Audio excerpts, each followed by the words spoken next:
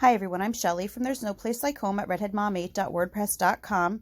You might be wondering exactly what you're looking at right now.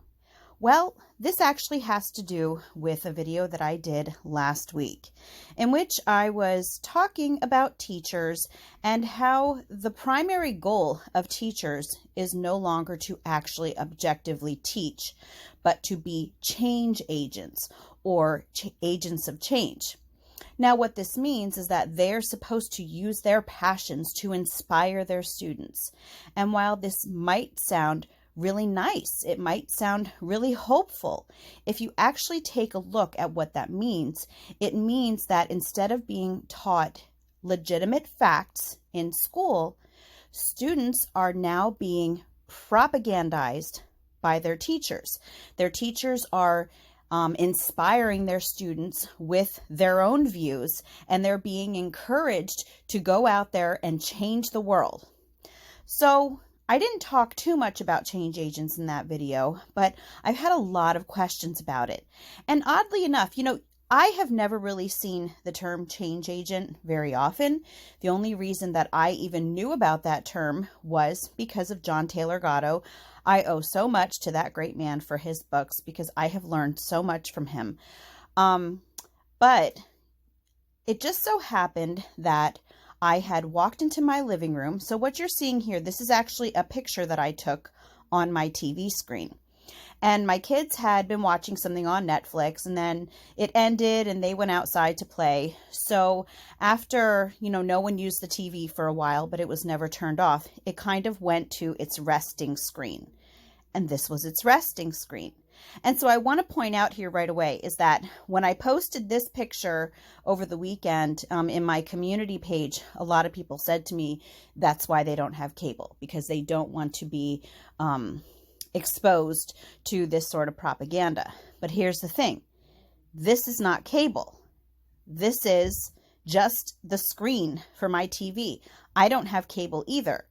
This is just, what happens after your TV kind of goes dormant and then it flips to a screen. This is what was floating across it that day. And if you look here, it says graduate together. Of course, more of this pandemic propaganda, May 16th, 8 p.m. And then over here, it says most likely to be a change agent. And then it says Yara Shahidi. And right away, it caught my eye. Because again, I had never really seen this term used very often, and I thought it was really strange that it just popped up onto my screen, but it wasn't talking about a teacher. It was talking about a student. And that was when it hit me that it's not just teachers who are encouraged to be change agents. It is students who are being encouraged to be change agents as well. And that is why we see so much chaos in the school system right now, because students are being taught emotions and feelings instead of truth, instead of facts. So anyway, I've just got to say that I didn't know who Yara Shahidi was. I thought that maybe she was just a student that kind of won a contest and got her picture put up there. Or I thought that maybe it was just a made-up name and, just some stock footage. So I decided that I was going to Google who this Yara Shahidi is. And lo and behold, she's an actress. And let's see what it says about her. Yara, I'm not even going to try to say that, Shahidi is an American actress, model, and activist. There you go. Right in front of your face. She is an activist. They're encouraging students to become activists. And mind you, not activists in topics of their own choosing, but in topics in propaganda that they are being exposed to throughout their years in school.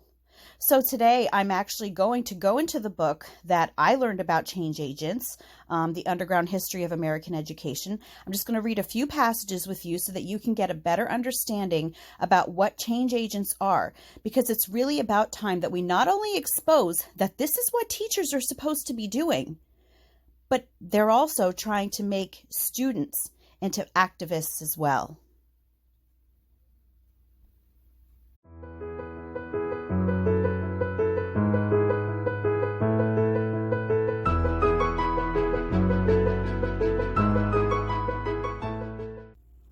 before I even get started on the whole change agent issue, I really wanted to point something out. This programming that we are starting to be pummeled with, and I don't want that to mean that, you know, we just started getting pummeled with programming. We've been kind of getting bombarded with it for a while, but the amount of programming that is being thrown at us right now is through the roof. And just this whole change agent thing floating across my TV screen, that's just like one in hundreds of examples that I could give you. But, you know, you're seeing the same messaging everywhere around us. And I want to point out to you that this repetition is actually a form, it's a technique used for mind control. And I'm going to probably do a video about this sometime soon, but I forget who it was that said it. What they basically said is that once you repeat a lie often enough, or once you repeat anything often enough, people will start to believe it. And so what I have been seeing, you know, on my TV screen, along with the change agent stuff, is, you know, safer at home. We're all in this together. The new normal. Welcome the new normal. And it's horrifying. It is horrifying that I feel like I'm living in the movie They Live with Rowdy Roddy Piper, where if you put on sunglasses, you can see what these actual subliminal messages are everywhere. I feel like I'm wearing those sunglasses all the time. I cannot not see these things. And while other people might look at things like stay safe and safer at home and we're all in this together, it might give them warm, fuzzy feelings. And that is exactly what the intent is. The intent is to make people complacent because they feel safe, because it keeps getting repetitively told to them that they're safer at home. This programming is everywhere. And now on top of that, we've got the programming with the change agent now. I don't know how often we're going to start seeing this, but they're not hiding the things that they're doing. It is up to us, and this has to do with the video that I did about Behold the Pale Horse, Silent Weapons for Quiet Wars. This has a lot to do with that. It is up to us to discern what it is that they're doing, because they are telling us. But anyway, let's just get into what a change agent is. So where I actually first found out about it was The Underground History of American Education by John Taylor Gatto. And this book opened my eyes to so many things. And I've got to say, this wasn't even the first book of his that I read. The first one that I read was Dumbing Us Down, The Hidden Curriculum of Compulsory Schooling, which I did do a series on that one already. But this one is so comprehensive, and this is only like volume 1. If you actually have the whole thing in its entirety, it's like the size of a phone book. But I just wanted to read to you some excerpts so that you could get a better grasp on not only what a change agent is, but how they want teachers to use that and how they're hoping students are going to use that in the future. So in the first excerpt, he was talking about some books that are used when teachers are going to school to become teachers. So the first one is called Designing Education. Designing Education, produced by the Education Department, redefined the term education after the Prussian fashion as a means to achieve important economic and social goals of a national character. State education agencies would henceforth act as on-site federal enforcers, ensuring the compliance of local schools with central directives. Each state education department was assigned the task of becoming an agent of change. Remember, agent of change is an activist, not an educator. And advised to lose its independent identity as well as its authority in order to form a partnership with the federal government. Then he goes on to talk about another book, Behavioral Science Teacher Education Project, outlined teaching reforms to be forced on the country after 1967. The document sets out clearly the intentions of its creators, nothing less than impersonal manipulation through schooling of a future America in which few will be able to maintain control over their opinions. An America in which each individual receives at birth a multi-purpose identification number, which enables employers and other controllers, you hear that? Controllers. I use the term controllers all the time, and I'm not using it facetiously. We have controllers.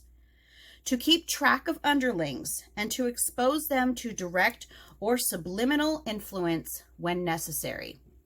What was that I was talking about, the subliminal messaging before? Next, he talks about Bloom's taxonomy, which I know a lot of people have heard of.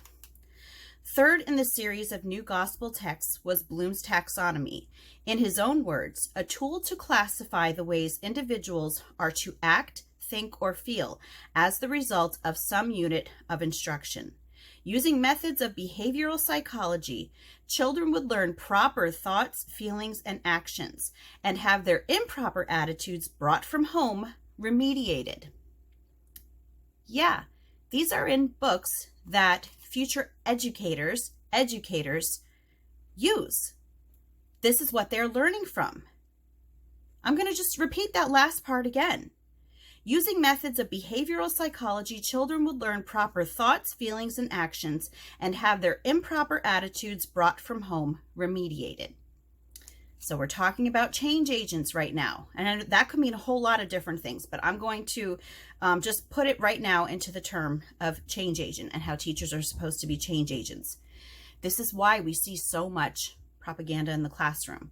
This is why you see so many one-sided issues being pushed in the schools nowadays, and how anytime that a child tries to go against the narrative and bring their views into the school, they're punished for it. They are brought down. They are given detention. They're suspended. They might be given lower grades. And that is all a part of this. Their improper attitudes brought from home are being remediated because they want kids to all think a certain way. They want all kids to follow the accepted narrative because what is the end goal in mind? They want everyone to have that mindset, and they have hopes that a lot of these kids would also become those change agents, those activists that were, just highlighted on my TV screen. I just want to read to you one more thing from this book. So he was just talking about school reformers here, and then what he said was, what shape began to emerge was a fascinating echo of the same bureaucratic cancer which dogged the steps of the French, Russian, and Chinese revolutions. Do-nothing administrators and non-teaching teachers multiplied like locusts. With them came an entirely new class of school teacher, one aggressively ignorant, cynical, and often tied to local political clubs. Sound familiar? New categories of job descriptions sprang up like weeds. My own school fell victim to a politically correct gym teacher imported from New England to be its principal. 2 school-wide riots followed his installation.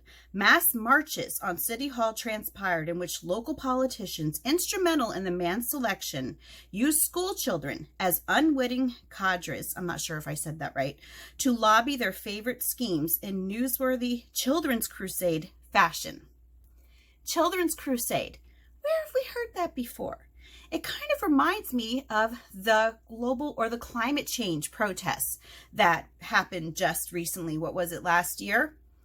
Where the students were not only encouraged to skip school to go to these climate change protests, they were given credits for going to these climate change protests. Students are being used as activists. Maybe unwitting, maybe not. A lot of them are seeming to love the role of activists. They are embracing it wholeheartedly. This is what is happening. And so as I was thinking about this, I started thinking about Harvard's Elizabeth Bartholet. And you probably know who she is if you're homeschooling. She is that Harvard professor that I, did another video on. And she has now doubled down on saying that homeschooling should be made completely illegal. She is dead set against homeschooling. And over and over and over again, what she seems to dislike about homeschooling the most is that parents are instilling their own values into their children. Over and over again, she points out about conservative Christians who are homeschooling their kids. And she completely, misleads people who don't know anything, because if you know anything at all about the public education system, you know that it does have a religion. It does support a religion. It does promote a religion. secular humanism. That is the religion of the schools. She knows this very well. And so what I started realizing after, I read over some of these things again, and after I saw the change agent thing kind of going across my screen, it hit me. This is why I think she is so dead set against homeschooling. I think that right now she is in panic mode. Schools are shut down in most places in the country. And a lot of parents are waking up and are realizing that they don't need the public school system. They don't need that brick and mortar building for their kids to go to.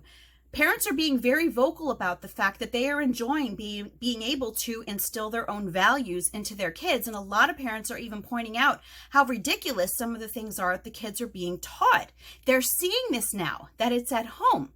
She's scared because she knows that if children are not in these brick and mortar schools, if they are at home being homeschooled, they are not going to be able to become change agents for that prescribed narrative, for the narrative that elitists like her. Yes, she is an elitist. If you would actually look into her background, you would see we are cattle to her. She does not care about us. She cares about the narrative because the narrative is about control, controlling us, the largest percentage of the population. So what she knows is that if she loses those kids, they're out of luck. And I think the biggest thing that scares her is that besides losing all of these change agents for their own purposes, I think that what she's afraid of is that she's going to find a new generation of students who are also very passionate about certain topics. But instead of being passionate of all of those things that she is trying to push on us to bring us down as a society, we're going to have a generation of people who are armed for battle with truth, justice, and common sense. 3 things that you will never find being taught in any school anymore. I almost forgot that there is actually one more excerpt that I wanted to read to you before I go. And this one is actually called Change Agents Infiltrate. And I can even show that to you. Change Agents Infiltrate. By 1971, the U.S. Office of Education was deeply committed to accessing private lives and thoughts of children. That's deeply disturbing. That goes right into a lot of the data mining that you hear about with the standardized testing. But let's move on. In that year, it granted contracts for 7 volumes of change agent studies to the Rand Corporation.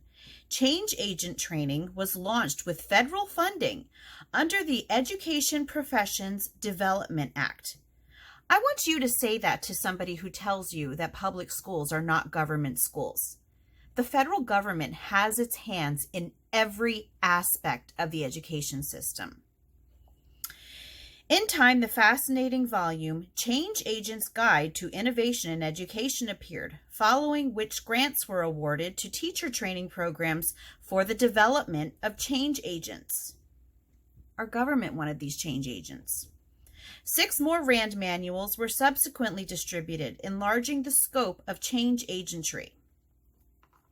In 1973, Catherine Barrett, president of the National Education Association, NEA, said, dramatic changes in the way we raise our children are indicated, particularly in terms of schooling. We will be agents of change. By 1989, a senior director of the Mid-Continent Regional Educational Laboratory told the 50 governors of American states that year assembled to discuss government schooling, what we're into is total restructuring of society. It doesn't get much plainer than that. There is no record of a single governor objecting. Total restructuring of society. 2 years later, Gerald Bracey, a leading professional promoter of government schooling, wrote in his annual report to clients, "We must continue to produce an uneducated social class." That was written in 1991. A lot of times when you try to say things about the truth about school, they try to point out that these things happened, years ago, late 1800s, early 1900s, that a lot of these troubling things were said. But no, That was written in 1991, where he said that they had to keep producing an uneducated social class. So I thought that it was really important maybe to elaborate more on what this whole change agent thing is, because this is what I'm talking about. Over and over and over again, I try to tell people that there is no such thing as a good public school, as a good government school. That's more accurate. It's true. They long ago ceased to be about education, if they ever were, but they long ago ceased to be about education. Therefore, a total restructuring of society. And the way that they are doing that is through social engineering, through changing the way that children think, act, and feel, and by remediating feelings that are brought from home. They want everyone to think a certain way. So these teachers are being encouraged to be agents of change. That's why you've got so many liberal teachers, I suspect, is because they are espousing the proper viewpoints, and those who go against the grain are kind of crushed. And then what is happening is they're producing an army, basically, an army of social justice warriors, an army of activists, an army of change agents. That's all that I have for you today. If you like this video, give it a thumbs up. If you haven't subscribed yet and would like to hear more of what I have to say, I would love if you would do that. If you have any questions or comments, you can leave one over on Instagram because YouTube disables my comments. And if you like my work and would like to check out my Patreon page, I will leave a link in the description box for that as well. And I hope you have a great day.